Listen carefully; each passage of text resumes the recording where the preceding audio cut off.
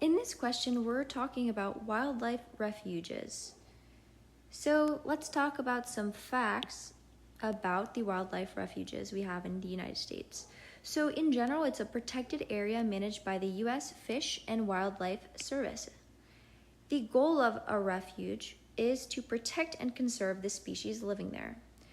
Originally, it was established by Teddy Roosevelt on Pelican Island in Florida in the year 1903. Since then, we now have over 500 different wildlife refuges along the United States lands.